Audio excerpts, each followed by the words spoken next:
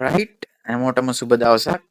අපි අද කතා කරන්න යන්නේ නාම පදයක් බහුවචනයට හැරවීමේ ක්‍රම පිළිබඳව තමයි අපි අද කතා කරන්න යන්නේ.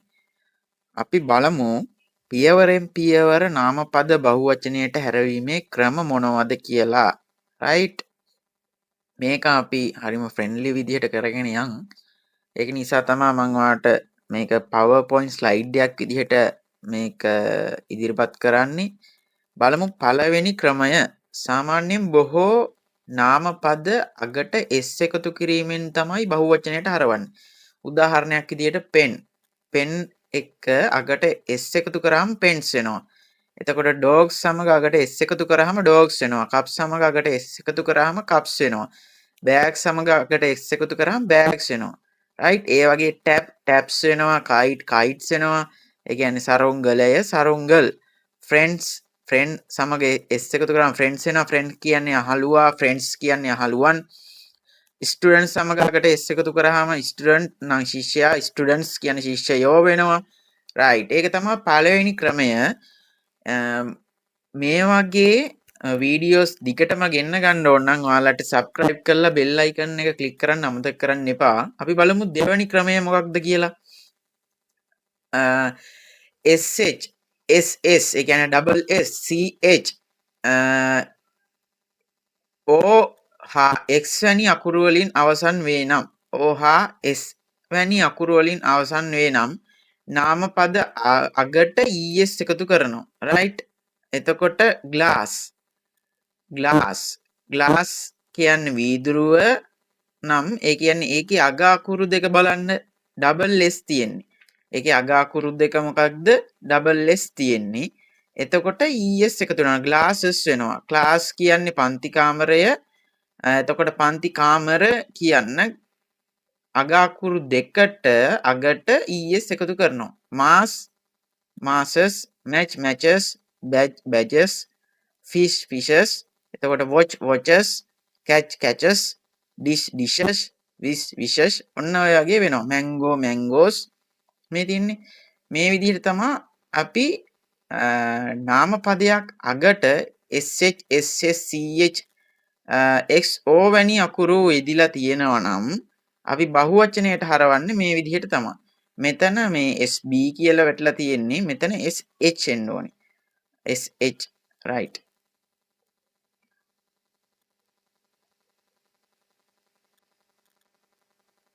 අපි බලමු ඊළඟ ක්‍රමය. වචනයක අග අකුර y හා ඊට පෙර අකුර කොන්සනන්ට් නම් y අකුර ඉවත් කර is යෙදේ.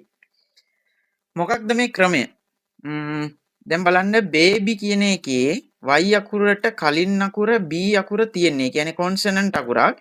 එතකොට අපි මේකෙදි කරන්නේ y අකුර ඉවත් කරලා is එකතු කරනවා. baby නම් babies වෙනවා. ඒ කියන්නේ y අකුරට කලින් අකුර කොන්සනන්ට් අකුරක්.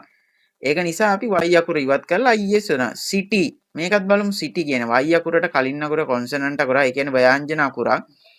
එතකොට ඒකෙදී අපි y අකුරට කලින් අකුර කොන්සනන්ට් අකුරක් නම් y අකුර අයින් කළා is එකතු කරා.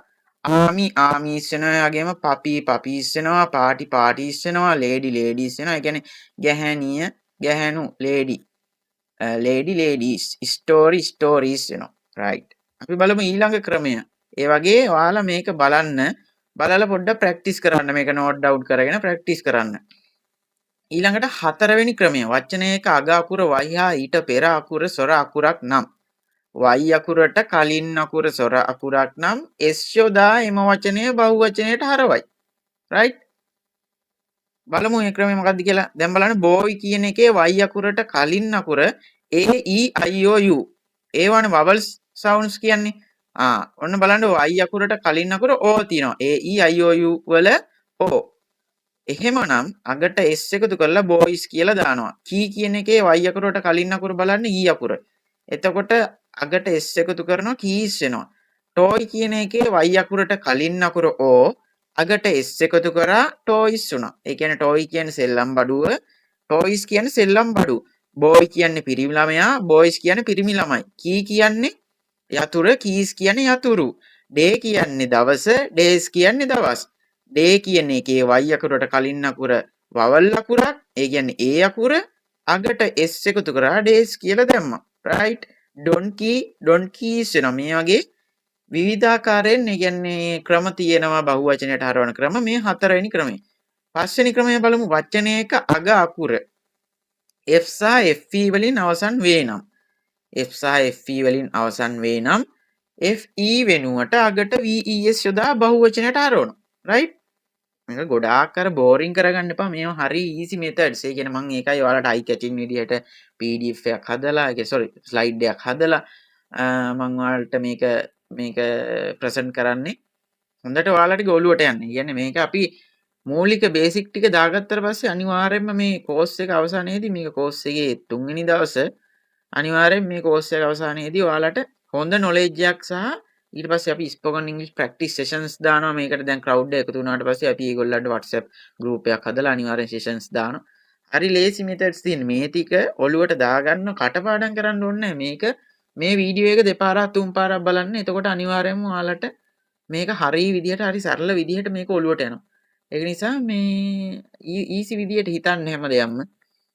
අපි ගොඩාක් දේවල් ලයිෆ් එකට ඔළුවට දාගෙන බර කරගන්න හොඳ නැහැ. හරි ඊසි විදිහට මේ අපිට භාෂාවක් හදාගන්න හරියට ප්‍රැක්ටිස් කරලා කරනවා නම් හරියට ප්‍රැක්ටිස් කරලා ඒ කියන්නේ ටෙන්සස් ටික ප්‍රැක්ටිස් කරලා වචන 100ක් ඔළුවේ තියෙනවා නම් භාෂාවක් කියන්නේ ටෙන්සස් කියන්නේ ඇක්ටිව් වොයිස් පැසිව් වොයිස් ටික ප්‍රැක්ටිස් කරලා හොඳට අපිට වචන 100ක් ඔළුවේ තියෙනවා නම් සාමාන්‍යයෙන් ඔයාලට භාෂාවක් හදාගන්න මගේ මතය නම් හැබැයි ඩේ ප්‍රැක්ටිස් කරන්න ඕනේ. දවසකට පැයක් ප්‍රැක්ටිස් කරන්න ඕනේ. ඒ ප්‍රැක්ටිස් කරොත් 30 days ඇති. right? එතකොට බලමු වචනයක අග අකුර f සහ fe වලින් අවසන් වේ නම් f හෝ fe වෙනුවට අගට ves යොදා බහුවචනය හරහා. දැන් life කියන්නේ ජීවිතය. ජීවිත කියන්න f සහ දැන් fe නේ තියෙන්නේ. fe අයින් කරා lives දැම්මා. lives. leaf කියන්නේ කොළය. leaves කියන්නේ කොළ. f ඔන්න f තියෙනවා. අග අකුර f තියෙනවා. f අයින් කරා ves එකතු කරා leaves එනවා. knife කියන්නේ knife knife පිහි කියලා දාන්න fe වෙනුවට අගට ves එකතු කරා knives උනා. හරිද? thief thieves වෙනවා. හොරා හොරු වෙනවා. thief thieves වෙනවා. හොරා හොරු වෙනවා. right? දැක්කද? අග අකුර f තියෙන්නේ f වෙනුවට ves එකතු කරා thieves උනා. half half වෙනවා. හරි මේ විදිහට තමයි අපි අග f සහ fe වලින් අවසන් වේ නම් වචනයක ves යොදලා ඒ කියන්නේ f හෝ fe අපි කපනවා ves යොදලා මේ විදිහට තමයි අපි බහුවචනයට හරවන්නේ නාමපදයක්. right? ඊළඟ මෙතඩ් එකට යමු බලන්න. ඇතැම් වචනවල ස්වර අකුරු මාරු කිරීමෙන්ද බහුවචනයට හරවයි. right? ඇතැම් අකුරු වල ඒ කියන්නේ අර ට්‍රැඩිෂනල් මෙතඩ්ස්ම නෙමෙයි සාමාන්‍යයෙන් මේ විදිහට තියෙනවා. මේවා නිකන් ඔළුවේ තියාගන්න. මේවා අනිවාර්යයෙන්ම මේ විදිහටම තමයි දිගටම වෙන්නේ. ඩෙෆිනිට්ලි මේ විදිහ තමයි මේවා වෙනස් වෙන්නේ. ඒ කියන්නේ man කියන්නේ මිනිසා, men කියන්නේ මිනිස්සු. ඒ කියන්නේ බලන්න මැද අකුර මාරු කළා. tooth කියන්නේ දත්, teeth කියන්නේ දත. mouse කියන්නේ මීයා, mice කියන්නේ මීයෝ. women වෙනවා, foot feet වෙනවා. right? ඔයාලා අනිවාර්යයෙන්ම මේකේ දැන් අපි ඉස්සරහට හොඳ වැඩපිළිවෙලක් යනවා. ඔයාලට easy methods වලින් ඉගෙන ගන්න අවශ්‍ය නම් මම shorts විදිහටත් ගේනවා මේවා. subscribe කරලා bell icon එක click කරලා තියන්න. හරි සරල විදිහට අපි ඉගෙන ගමු. right? ඊළඟ ක්‍රමය බහුවචනයට හැරවීමේදී වෙනස් නොවන එකම වචනයේ ඒකවචන හා බහුවචන යන දෙකටම භාවිත කරනු ලැබේ. sheep වෙනවා. බලන්න ඒකේ දෙකම එකයි. හරිද? news වෙනවා. පුවත්. people මිනිස්සු මිනිසුන්. people මිනිස්සු මිනිසුන්. information තොරතුරු. scissors deer salmon furniture ගෘහ භාණ්ඩ ඔය විදිහට තමයි ඒ ටික යෙදෙන්නේ. ඒ ටික තමයි සරලවම මට කියන්න තියෙන්නේ. thank you for watching my video. right? ඊළඟට ඔයාලට කියන්න තියෙන්නේ නිතරම subscribe කරලා bell icon එක click කරලා තියාගන්න. එතකොට ඔයාලට අලුත් videos එනවා.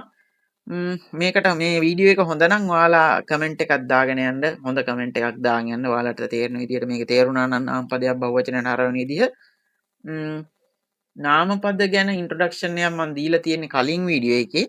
ඒක බලලා ඔයාලට මේ වීඩියෝ එකට එන්න පුළුවන්. ඒ කියන්නේ නාමපදයක් කියන්නේ මොකක්ද කියන වීඩියෝ එක. මේක තියෙන්නේ නාමපද බහුවචනයට හැරවීම. මම ඊළඟ වීඩියෝ එකෙන් ගේනවා pronouns.